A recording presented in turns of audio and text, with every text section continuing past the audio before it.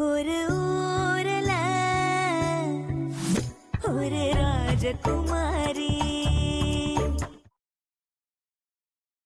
நலங்கு வைக்கிறதுக்கு எல்லாரும் இருப்பாங்க.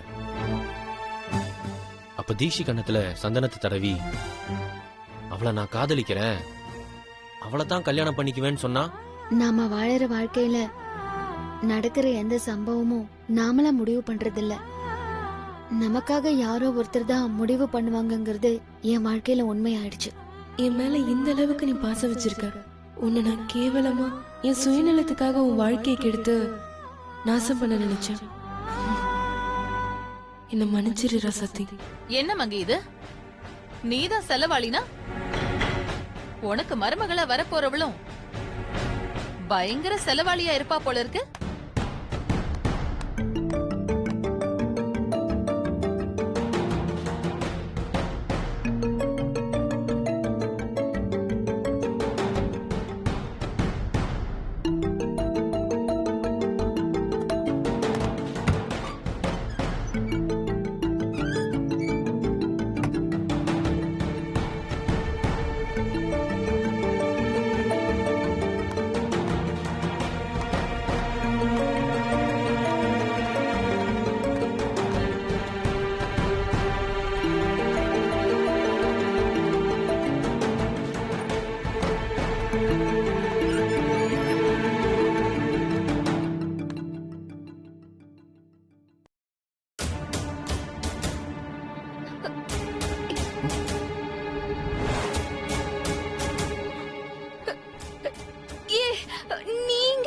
இல்ல தெரியாம.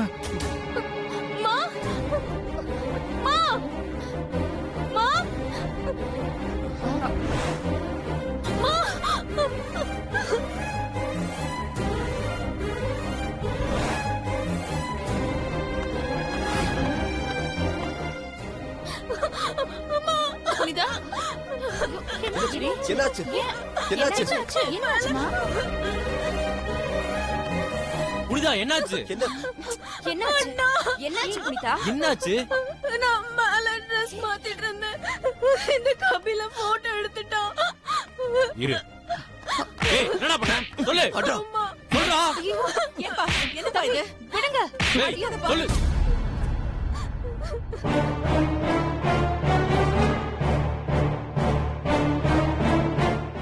என் தம்பி அடிக்கிறத முதல்ல நிறுத்துங்க. ராசாத்தி, நீங்க நினைக்கிற மாதிரி என் தம்பி அப்படிப்பட்டவன் இல்ல.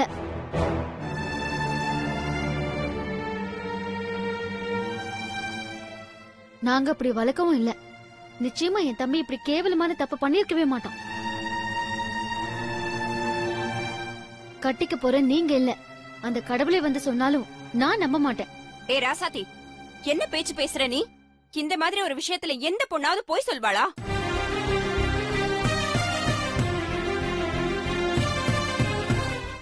அப்படி ஒரு விஷயத்த உன் தம்பி பண்ணான்னு என் பொண்ணு வந்து சொல்லும் போது உன் தம்பி அடிக்காம கொஞ்சுவாங்களா? இந்த பார், உன் தம்பிக்கு பறிஞ்சு பேசிக்கிட்டு எல்லார் முன்னாடியும் என் பையன் கைய பிடிக்கிற. நீ எல்லாம் ஒரு பொண்ணாடி.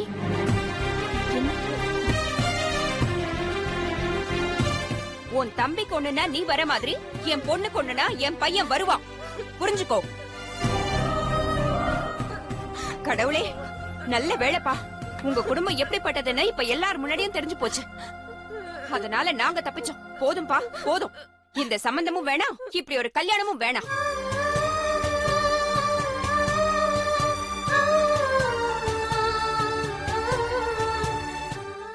ஐயோ சம்பந்திமா, என்ன பேச்சு பேசுறீங்க? வேற எப்படிங்க பேச சொல்றீங்க?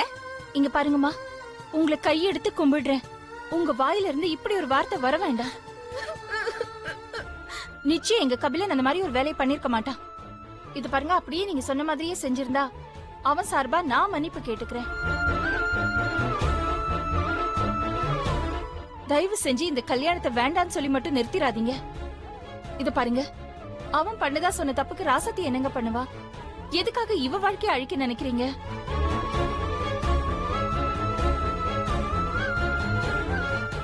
இவ உங்க முன்னாடி செஞ்சது தப்புன்னே வச்சுக்கோங்க. சின்ன பொண்ணு, தம்பி மேல உள்ள பாசத்துல அவ ஏதோ அப்படி நடந்துக்கிட்டா. இத பெருசா எடுத்துக்கிட்டு தயவு செஞ்சு இந்த கல்யாணத்தை நிறுத்திடுறேன்னு சொல்லாதீங்க. இங்க பாருங்கம்மா, என் பொண்ணோட வாழ்க்கை இது. அத மறுபடியும் நிர்மூலமாக்க வேண்டாம். இந்த மாதிரி எல்லாம் ஏன் நடக்குதுன்னு எனக்கு தெரியல. ஆனா ஒரு பொண்ணை பெத்தவங்க இடத்துல இருந்து நீங்க கோவப்படுறதுல தப்பு இல்லம்மா. ஆனா அதே மாதிரி ஒரு பொண்ணை பெத்தவ இடத்துல இருந்து என் பொண்ணோட வாழ்க்கையை நினைச்சு பாருங்க. அது உங்களுக்கே புரியும். தயவு செஞ்சு இந்த கல்யாணம் நிக்க வேண்டாமா? அதுக்காக நான் உங்க எல்லார்கிட்டயும் மன்னிப்பு கேட்டுக்கிறேன். போதுங்க உங்க மன்னிப்பெல்லாம் போதும். ஒரு பொண்ணு கூட பிறந்த மாதிரியா இருக்கா உங்க பையன்? இந்த மாதிரி கேவலமான ஒருத்தனை வெளியே நடமாட விடுறதே தப்பு. நான் இப்பவே போலீஸ்க்கு போன் பண்ணி இந்த விஷயத்த சொல்றேன். அவங்க வந்து விசாரிச்சுக்கிட்டோம். என்னம்மா, என்ன பிரச்சனை? என்னங்க பிரச்சனை? எங்க பொண்ணு Dress மாத்துறதை இந்த பையன் போட்டோ எடுத்துட்டான். இல்லையே, கண்ணாடி உடைஞ்சிருக்குன்னு தான் நான் போட்டோ எடுக்க சொன்னேன். அதை தானப்பா எடுத்த? ஆமாண்ணே, நான் கண்ணாடிய போட்டோ எடுக்க தான் போயிருந்தேன். ரூம் திறந்து இருந்தனால யார் உள்ள இருந்தாங்கன்னு தெரியல.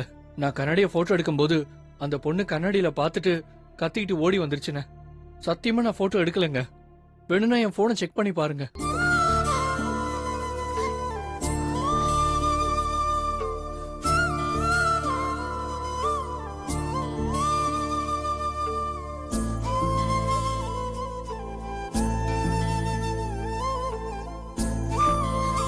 யாரா இருந்தாலும் இந்த நிலைமையில இப்படிதான் நடந்துக்குவாங்க. அந்த பொண்ணு மேல எந்த தப்பும் இல்ல. இந்த பிரச்சனையை இதோட விட்டுருங்க. இவன் போட்டோ எடுத்திருந்தா இந்த செல்லுல தான் இருக்கும். பாருங்க யாராவது. ஏன் புனிதா, உண்மையை சொல்லு. நீ Dress மாத்தும் போது கதவு சரியா பூட்டி இருந்தா இவன் கதவை திறந்தப்போ சத்தம் கேட்டிருக்கும். உனக்கு அந்த சத்தம் கேட்டுச்சா? இல்ல. என் தம்பி கபில உன் ரூம் கதவை உடைச்சு உள்ள வந்தானா? இல்ல. ஒரு விஷயத்த கேள்விப்பட்டா 2 பக்கமும் விசாரிச்சுதான் தண்டனை கொடுக்கணும். அதுதான் முறை. அதை விட்டுட்டு உணர்ச்சி வசப்பட்டு இப்ப என் தம்பி அடிச்சது கூட பெருசு இல்ல. அவனை பத்தி தப்பான ஒரு எண்ணம் வர அளவுக்கு நடந்துகிட்டது எந்த விதத்துல நியாயங்க?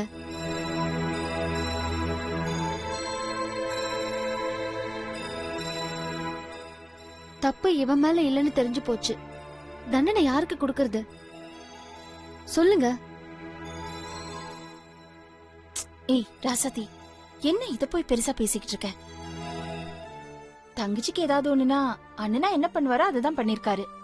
இத போய் நீ பெருசா பேசிக்கிட்டு இருக்க? விடுமா, ஏதோ கெட்ட நேரத்திலயும் ஒரு நல்லது நடந்திருக்கு. இனிமே கபிலனை யாரும் எந்த குறையும் சொல்ல முடியாதுல்ல. இப்ப இதை இதோட விட்டுடு. அடுத்தது என்னன்னு பாக்கலாமே.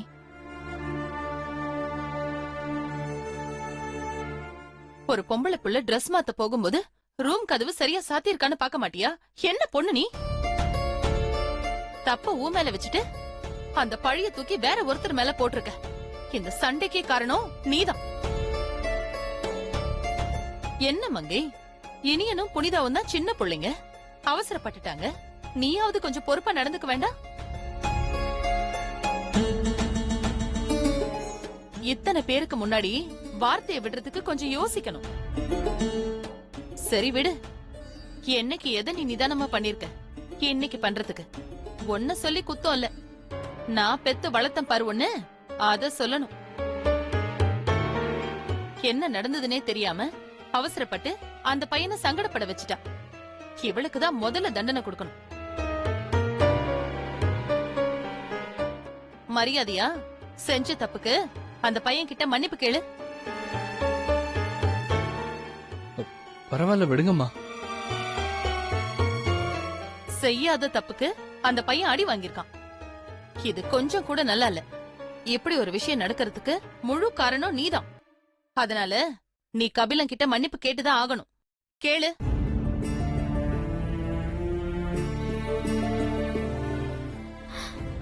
என்ன மன்னிச்சிடுங்க.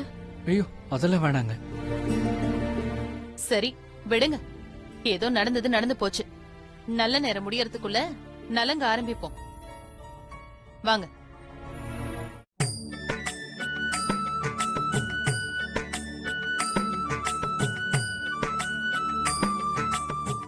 எல்லாரும் நல்லா கேட்டுக்கங்க. காலா காலமா கல்யாணத்துல நடத்தி வர சம்பிரதாயத்தை என் வீட்டு கல்யாணம் மூலமா நான் கொஞ்சம் மாத்த போறேன்.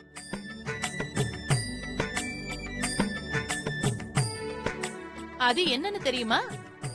வழக்கமா கல்யாண பொண்ணுங்களுக்கு ஊர்ல இருக்கிற சுமங்கலி பொண்ணுங்க தான் நலங்கு வச்சு ஆரம்பிப்பாங்க.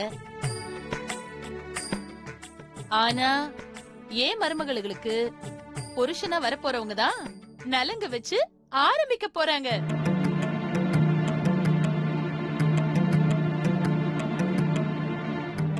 ஏ குமரா, அம்மா, ஏன் மருமகளுக்கு நீதான் வந்து சந்தனம் பூசணும். பூசு, வா.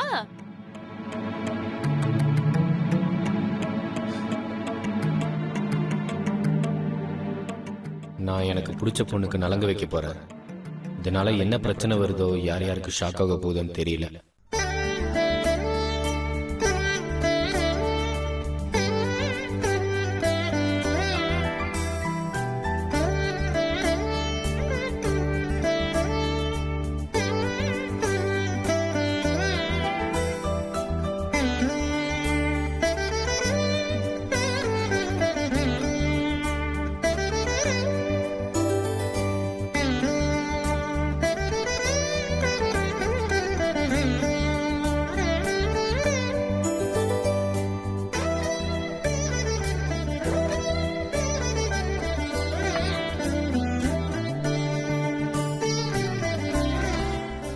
இனியா, நீ வந்து சந்தனத்தை பூசுப்பா. டேய், என்னடா பண்ண போற?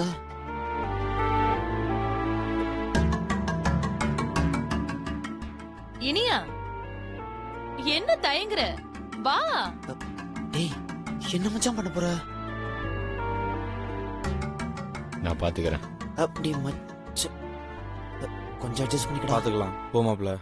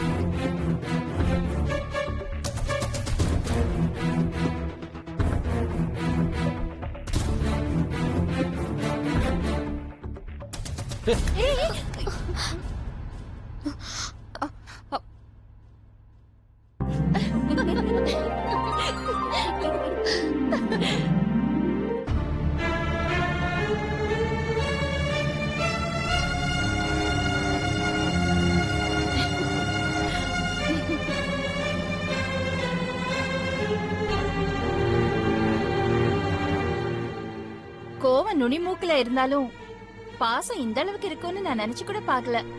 சீதைக்கு ஏத்த ராமன் இவர்தான். சரியான ஜோடி.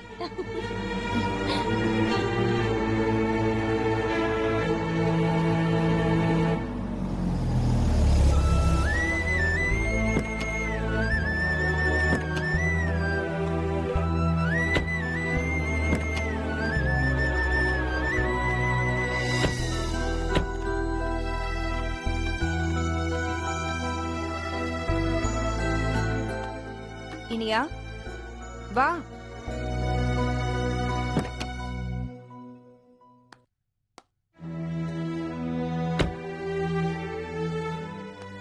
இனியா, என்னம்மா? ஏண்டா யார் மேலயும் இருக்கிற கோவத்தை வண்டி மேல காமிக்கிறேன்? யாரு மேல எதுக்குன்னு உனக்கு தெரியாதம்மா? என்ன இனியா? ஏமா எனக்கு பிடிக்காத கல்யாணத்தை பண்ணிதான் ஆகணும்னு ஏன் எல்லாரும் பிடிவாதமா இருக்கீங்கன்னு எனக்கு தெரியலமா.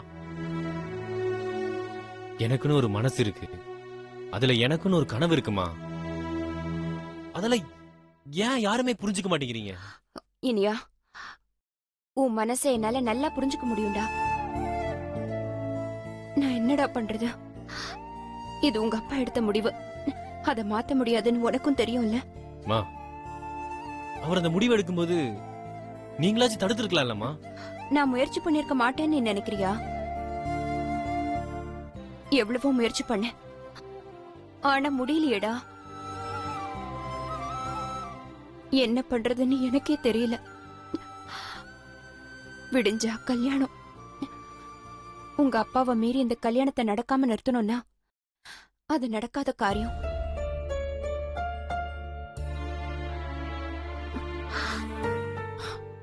விருப்பம் இல்லாம ஒரு கல்யாணத்தை பண்ணி வைக்கிறதும் ஒருத்தரை சாகடிக்கிறதும் ஒண்ணுன்னு உங்க அப்பா உணர்ந்தாதான் இந்த கல்யாணம் நிக்கும். அப்படி உங்க அப்பா உணராத வரைக்கும் நம்மளால ஒண்ணும் பண்ண முடியாதுடா. வா.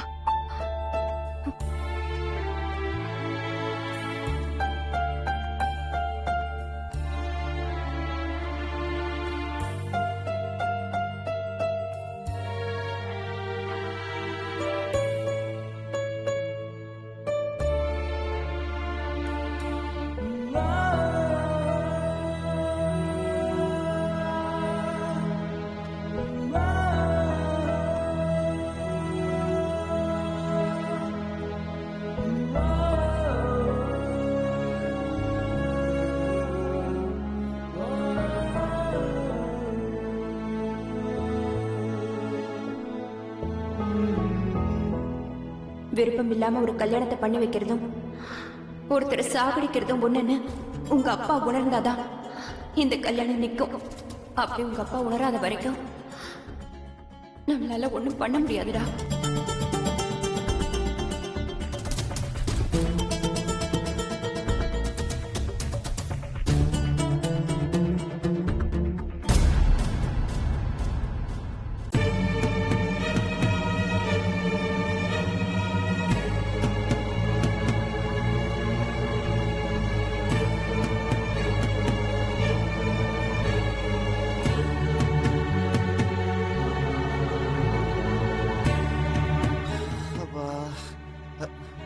டேய் மச்சி, அப்புறம் டேய் டேய் டேய் டேய் டேய் டேய் நீ டேய் என்னடா பண்ற? டேய் கை எடுத்து என்னடா பண்றா? கத்துறடா. ஷூ என்ன பண்றதுனே தெரியலையே. டேய் டேய் மச்சி கதவு தரடா. நீ மாப்ள டேய். டேய் மச்சி கதவு தரடா. டேய் அந்த போய் கதவு தரடா. டேய் டேய் என்னடா செய்யுது? டேய் டேய் டேய் டேய் என்னடா பண்ற? டேய் பாத்து என்னடா மச்சி? டேய் மச்சி வேண்டாம் சொல்றது கேளுடா. டேய் அறியடா. என்னடா பண்ணிட்டு இருக்க? முட்டாள்தனமா பண்ணாரா?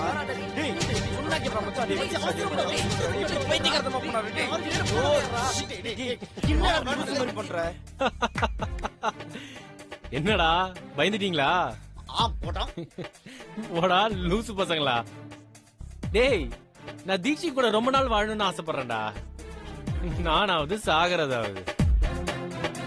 இந்த கயிறு தான் நாளைக்கு தீட்சி கழுத்துல தாலி கட்டுறதுக்கு உதவ போகுது. ஆமா, நாளைக்கு காலையில முகூர்த்த நேரத்துக்கு முன்னாடி மண்டபத்து பக்கத்துல இருக்கிற கோயில்ல இந்த கயித்துல தூக்கு போட்டுக்கிற மாதிரி நடிக்க போறேன். அத தெரிஞ்சதும் எங்க அப்பா அம்மா எல்லாம் பதறி அடிச்சுட்டு ஓடி வருவாங்க. அப்ப இந்த கல்யாணம் எனக்கு பிடிக்கல, இந்த சாக விடுங்கன்னு சொல்லுவேன். எங்க அப்பா எவ்வளவுதான் கண்டிப்பானவரா இருந்தாலும் என் மேல பாசம் அதிகம் உள்ளது. நான் சாக போறேன்னு தெரிஞ்சா இந்த கல்யாணத்தை உடனே நிறுத்திடுவாரு. அப்புறம் என் மனசுல இருக்கிறத சொல்லி நான் தீட்சி கழுத்துல தாலியை கட்டிடுவேன். எப்படா என் ஐடியா? அப்பா டேய் இப்பதான்டா எங்களுக்கு உயிரே வந்தது. டேய் டேய் ஃபர்ஸ்ட் வந்து கதவை தரடா. இந்த வரேன்.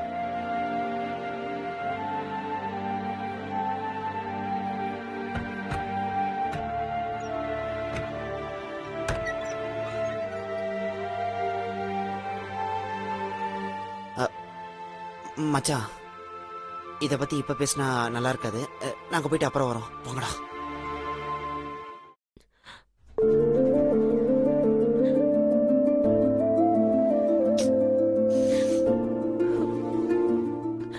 நல்ல காரியம் நடக்க போற வீட்டுல இப்படியே கண்ணீர் விடுறது? முதல்ல கண்ணை தொடச்சுக்கோ.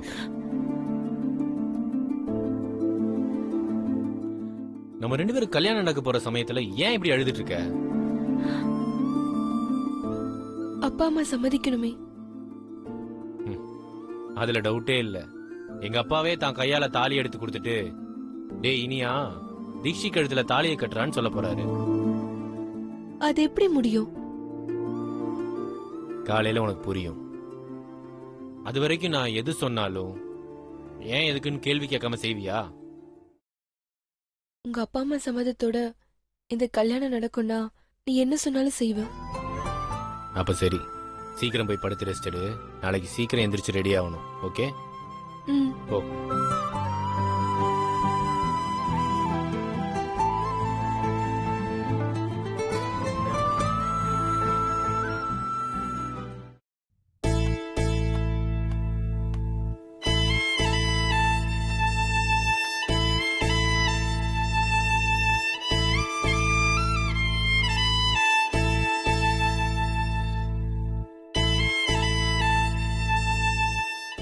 இந்த மாதிரி மனமேடை ஏறணுங்கிறது எல்லா பொண்ணுங்களுடைய கனவு, சந்தோஷம்.